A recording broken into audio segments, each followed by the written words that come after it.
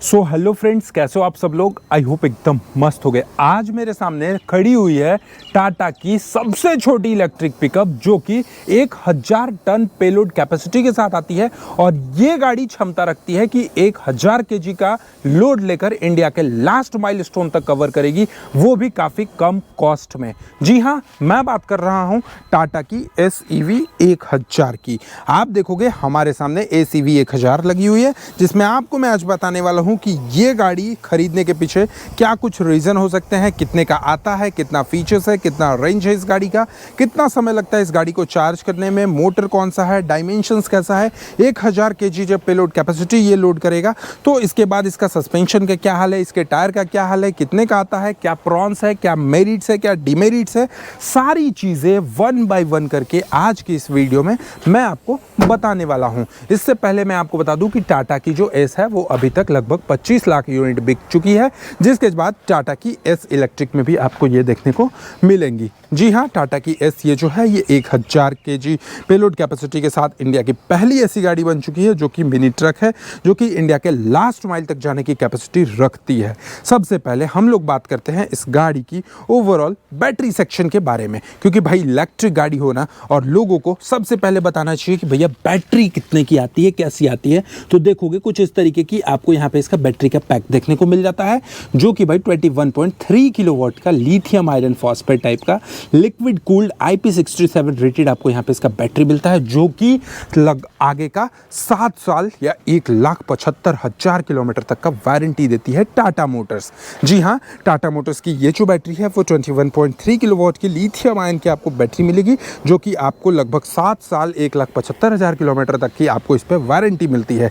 इसके बाद कंपनी का क्लेम है कि ये गाड़ी एक बार कंप्लीटली फुल चार्ज होने में लगभग 161 किलोमीटर के आसपास चलेगी। इसके अलावा इसका जो मोटर लगाया गया है, ताकि 1000 केजी पेलोड कैपेसिटी को लेकर चलना है, तो 27 किलोवाट का 36 HP पावर के साथ आपको AC इंडक्शन मोटर लगाया गया है, जो कि लगभग 130 न्यूटन मीटर का टॉर्क जनरेट करती है।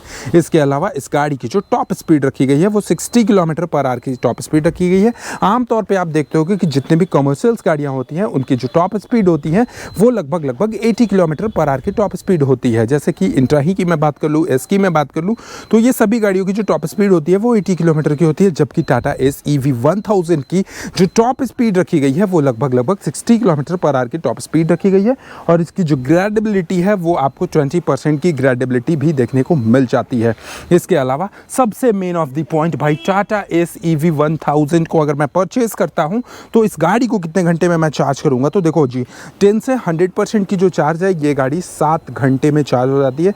अगर आप 16 एम्पियर के सॉकेट में, घर के सॉकेट में चार्ज करते हो, तो अगर आप नॉर्मल अपने घर के सॉकेट में चार्ज करते हो तो लगभग ये गाड़ी को 100% चार्ज होने में करीब 7 घंटे लगेंगे। लेकिन वहीं आप इस गाड़ी को फास्ट चार्जर से चार्ज करते हो ना, तो ये गाड़ी सिर्फ और सिर्फ आप देखोगे तो कवर कर लेती है 105 मिनट में, यानी भाई 2 घंटे से भी कम में आपको ये गाड़ी जो है वो फुल चार्ज हो जाती है। लगभग 10 to 80% के आसपास ये फुल चार्ज हो जाती है।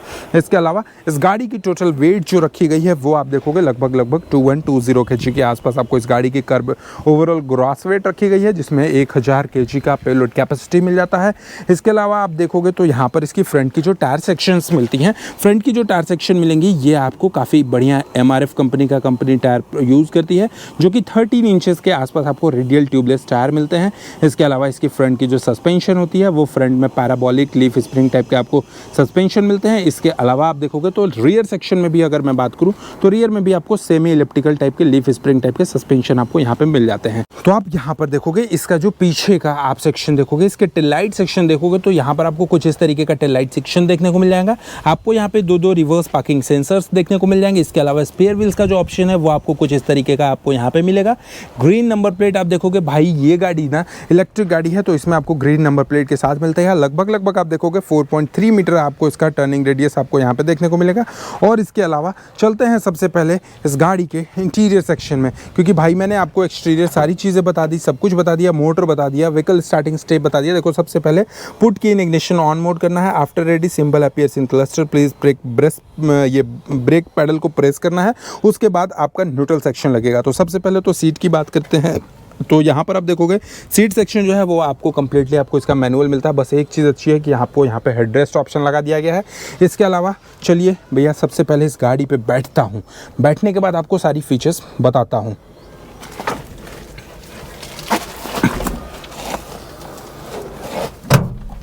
ये देखोगे गाड़ी पे बैठने के बाद आपको मैं सबसे पहले दिखाऊं तो ये देखो मैंने ब्रेक को प्रेस करा और ब्रेक को प्रेस करने के बाद आप देखोगे तो कुछ इस तरीके का आपको यहाँ पे ये शो करता है, जिसमें इसका स्पीडोमीटर बताता है, टाइमिंग बताता है, न्यूट्रल सेक्शन बताता है, ओवरऑल ये गाड़ी कितने किलोमीटर चल चुकी है वो आपको यहाँ पे सब कुछ शो करता है।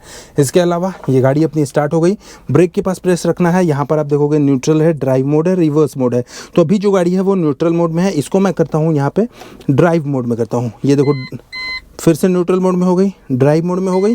ड्राइव मोड में करने के बाद ना आप इस गाड़ी को देखो कुछ इस तरीके का साउंड करता है। साउंड करने के बाद गाड़ी जो है वो आपकी स्टार्ट हो जाती है जी।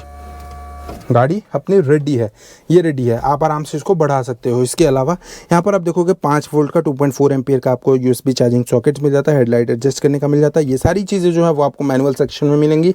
यहाँ पर आपको एक सामान रखने के लिए कुछ जगह सा मिल जाता है। इसके अलावा आप देखोगे यहाँ पर तो IRVM सेक्शन आपको यहाँ पे देखने को मिलेगा। एक आपको वाइजर सेक्शन यहाँ पे मिलेगा जिसमें टिकट होल्डर्स मिल जाता है। इसके अलावा बाकी कुछ खास चीज़ें आपको यहाँ पे नहीं मिलती। स्टीयरिंग सेक्शन जो है ये आपको कंप्लीटली पावर स्टीयरिंग मिलेगा और इसका मीटर सेक्शन है वो आपको यहाँ पर देखने को मिल जाता है। अब भाई इतनी सारी चीज़ देखने के बाद आप कहोगे कि अभिषेक भाई इस गाड़ी का कीमत कितना आता है। लगभग अगर मैं बात करूं तो रनिंग पे हमारा कितना बचत हो सकता है, क्योंकि अगर एक पेट्रोल गाड़ी नहीं खरीद कर, एक डीजल गाड़ी नहीं खरीद कर अगर कोई भी बंदा अगर इस इलेक्ट्रिक व्हीकल पे शिफ्ट करेगा, इस EV 1000 पे शिफ्ट करेगा तो कितना उसका रनिंग कॉस्ट आएगा। तो देखो जी सबसे पहले इस गाड़ी का जो एक शोरूम कीमत रखा गया है लगभग 11.5 लाख रुपये के आसपास आपको इस गाड़ी का एक शोरूम कीमत रखा गया है, जो कि हर डिफरेंट वेरियंट से स्टार्ट होता है।